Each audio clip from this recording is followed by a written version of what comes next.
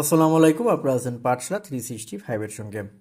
চলুন জেনে নেওয়া যাক এক নজরে ফিলিস্তিন ও ইসরায়েল সম্পর্কে। ফিলিস্তিনের গাজায় 2023 সালের 7 অক্টোবর থেকে নির্বিচার ও নৃশংস হামলা চালাচ্ছে ইসরায়েল। এ পর্যন্ত প্রায় 51,000 ফিলিস্তিনি নিহত হয়েছেন, যাদের বেশিরভাগ শিশু ও নারী। 1948 সালে যেভাবে ফিলিস্তিনিদের উচ্ছেদ করে ইসরায়েল রাষ্ট্র প্রতিষ্ঠা করা হয়েছিল, এবারও ঠিক সেভাবে গাজা থেকে ফিলিস্তিনিদের উচ্ছেদের ষড়যন্ত্র চালাচ্ছে। প্রতিশ্রুত ভূমি, মনোনীত সম্প্রদায়, ভূমিহীন মানুষের জন্য মনুষ্যহীন ভূমি। পশ্চিমা দুনিয়ায় প্রতিষ্ঠিত অত্যন্ত শক্তিশালী 3টি বয়ান, যেগুলোর উপর ভিত্তি করে ইহুদিদের জন্য ঐতিহাসিক ফিলিস্তিন ভূখণ্ডে জোরপূর্বক আধুনিক ইসরায়েল রাষ্ট্র স্থাপনকে বৈধতা দেওয়া হয়। ইহুদিদের ধর্মগ্রন্থ হিব্রু বাইবেল বা তানাক অনুসারে নবী আব্রাহামকে ঈশ্বর প্রতিশ্রুতি দিয়েছিলেন যে তার বংশধরদের জন্য একটি ভূখণ্ড নির্দিষ্ট করা হয়েছে, যা বংশ পরম্পরায় তাদের পূর্ণভূমি হিসেবে থাকবে।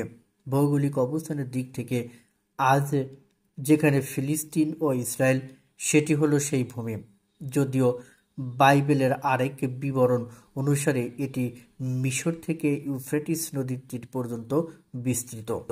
ইহুদিরা হিব্রু সম্প্রদায় হিসেবেও পরিচিত, যেহেতু তাদের ভাষাও হিব্রু।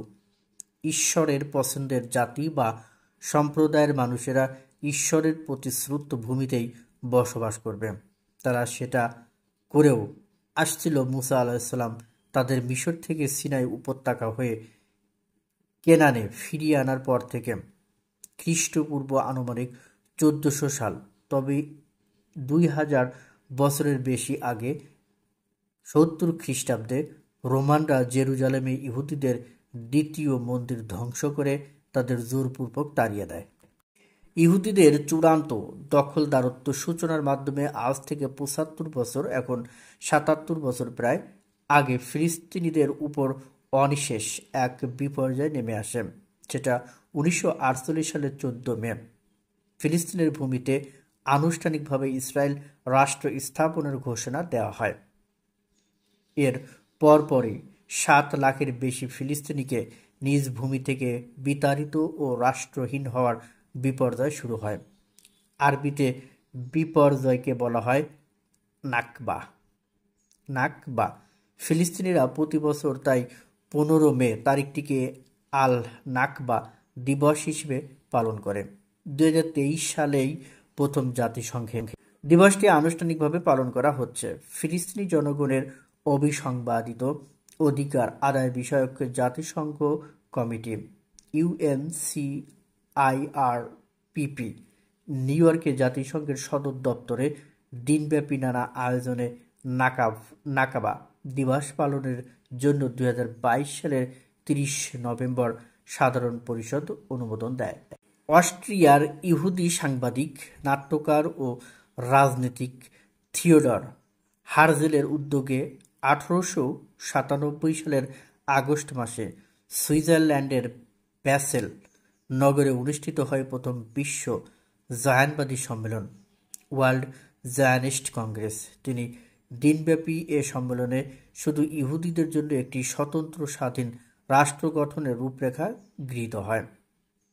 প্রসঙ্গত, 1895 সালে অস্ট্রীয় লেখক নাথান বার্নুম জায়নিজম বা জায়নবাদ শব্দটি প্রবর্তন করেন। 1948 সালের 14 মে ফিলিস্তিনে ব্রিটিশ শাসন শেষ হওয়ার আগের দিন সন্ধ্যায় বেন গুরিয়ন আনুষ্ঠানিকভাবে তেল আবিবে স্বাধীন ইসরায়েল রাষ্ট্র ঘোষণা করেন। মার্কিন প্রেসিডেন্ট ট্রুম্যান সঙ্গে সঙ্গে একে স্বীকৃতি দেন। এর মধ্য দিয়ে ফিলিস্তিনিদের উপর অনিশেষ এক বিপর্যয় নেমে আসে।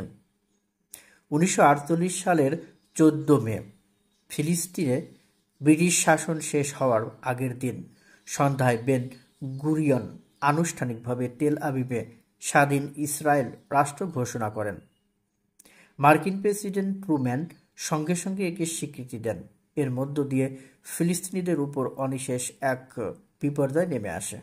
প্রথম বিশ্বযুদ্ধের পর বিপর্যস্ত বিধ্বস্ত ওসমানীয় সাম্রাজ্যকে নিজেদের মধ্যে বাঁটোয়ারা করে নিতে 1920 সালে ইতালির সান রেমো শহরে গ্রেট ব্রিটেন, ফ্রান্স ও ইতালির প্রধানমন্ত্রী এবং জাপান, বেলজিয়াম ও গ্রিস সরকারের প্রতিনিধিরা একত্র হন। সেখানে সিদ্ধান্ত হয় যে সিরিয়া ফরাসি ম্যান্ডেটে আর ফিলিস্তিন ও মেসোপটেমিয়া বা ইরাক ব্রিটেনের ম্যান্ডেটে শাসিত হবে। 1992 সালে লিগ অফ নেশনসের মাধ্যমে এই ম্যান্ডেট অনুমোদন করা হয়। এদিকে 1923 সালে তুরস্কে আনুষ্ঠানিকভাবে উসমানীয় খেলাফত বা সালতানাত অবলুপ্ত হয়ে যায় কামাল আতাতুর্কের হাত দিয়ে। প্রথম বিশ্বযুদ্ধের পর বিপর্যস্ত বিধ্বস্ত উসমানীয় সাম্রাজ্যকে নিজেদের মধ্যে বাঁটোয়ারা করে নিতে 1920 সালে ইতালির সান রেমো শহরে গ্রেট ব্রিটেন, ফ্রান্স ও ইতালির প্রধানমন্ত্রী এবং জাপান, বেলজিয়াম ও গ্রিস সরকারের প্রতিনিধিরা একত্র হন। সেখানে সিদ্ধান্ত হয় যে সিরিয়া ফরাসি ম্যান্ডেটে আর ফিলিস্তিন ও মেসোপটেমিয়া বা ইরাক ব্রিটেনের ম্যান্ডেটে শাসিত হবে। 1922 সালে লিগ অফ নেশনসের মাধ্যমে এই ম্যান্ডেট অনুমোদন করা হয়। এদিকে 1923 সালে তুরস্কে আনুষ্ঠানিকভাবে উসমানীয় খেলাফত বা সালতানাত অবলুপ্ত হয়ে যায় কামাল আতাতুর্কের হাত দিয়ে। ফিলিস্তিনিকে ব্রিটিশ ম্যান্ডেটে নেওয়ার পেছনে ছিল এক সুদূর প্রসারী লক্ষ্য। 1917 সালের 2 নভেম্বর ব্রিটিশ পররাষ্ট্রমন্ত্রী লর্ড আর্থার বেলফোর জায়নবাদী নেতা ব্যারন রথচাইল্ডকে 67 শব্দের এক পত্রে জানান ব্রিটিশ সরকার ফিলিস্তিনে ইহুদিদের জাতীয় আবাসভূমি গড়ে তোলার জন্য যা করা প্রয়োজন তার সবই করবে। এটি বেলফোর ঘোষণা হিসেবে পরিচিত, যাকে ফিলিস্তিন ভূখণ্ডে ইসরায়েল রাষ্ট্র গঠনের অন্যতম বড় নিয়ামক হিসেবে দেখা হয়। 1945 সালে জার্মানি জাপান অক্ষশক্তির পরাজয়ের মধ্য দিয়ে দ্বিতীয় বিশ্বযুদ্ধের শেষ হয়। ইউরোপ ইহুদি নিধনের বিভীষিকার তরতাজা স্মৃতি সারা বিশ্বের সমবেদনা কেড়ে নেয়। ফলে ইহুদিদের রাষ্ট্র স্থাপনের কাজ অনেকটা সহজ হয়ে 1947 সালের 29 নভেম্বর ব্রিটিশ ম্যান্ডেটে শাসিত ফিলিস্তিন ভূখণ্ডের 56% ইহুদি ও 43% ফিলিস্তিনি আরবদের মধ্যে ভাগ করে দেওয়ার পরিকল্পনা জাতিসংঘের সাধারণ পরিষদে গৃহীত হয় 33-13 ভোটে। চীনসহ 10 দেশ ভোটদানে বিরত ও থাইল্যান্ড অধিবেশনে অনুপস্থিত ছিল। এতে জেরুজালেমকে আন্তর্জাতিক নগরের মর্যাদা দেওয়া হয়। ইহুদিরা এটা মেনে নিলেও আরবরা এতে আপত্তি জানায়। 1948 সালে 14 মে ফিলিস্তিনে ব্রিটিশ ম্যান্ডেট বা শাসন শেষ হলে বেন গুরিয়ন আনুষ্ঠানিকভাবে স্বাধীন ইসরায়েল রাষ্ট্র ঘোষণা করেন। মার্কিন প্রেসিডেন্ট ট্রুম্যান সঙ্গে সঙ্গে একে স্বীকৃতি দেন। আনুষ্ঠানিকভাবে আল নাকবা বা মহাবিপর্যয় নামে ফিলিস্তিনিদের উপর।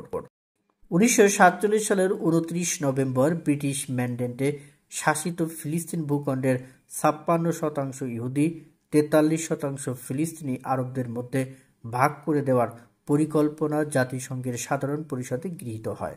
ইসরায়েলের তেল আবিব শহরের সূচনা 1947 সালেই জায়নবাদী নেতা গোল্ডা মেয়ার ইসরায়েলের চতুর্থ প্রধানমন্ত্রী ও এখন পর্যন্ত একমাত্র নারী প্রধানমন্ত্রী গোপনে ট্রান্সজর্ডানের বাদশাহ আবদুল্লাহর সঙ্গে সাক্ষাৎ করেন। এতে বাদশাহ পূর্ব জেরুজালেম সহ পশ্চিম তীর পাওয়ার বিনিময়ে ফিলিস্তিনে ইহুদি রাষ্ট্র স্থাপনের বিরোধিতা করা থেকে বিরত থাকতে সম্মত হন। প্রথম আরব ইসরায়েল যুদ্ধে জর্ডান তাই পশ্চিম তীর দখলে নিতে সক্ষম হয়। ওদিকে মিশর দখল করে নেয় গাজা উপত্যকা। তবে 2 দশকের মধ্যেই 1967 সালের যুদ্ধে গাজা ও পশ্চিম তীর যথাক্রমে মিশর ও জর্ডানের হাতছাড়া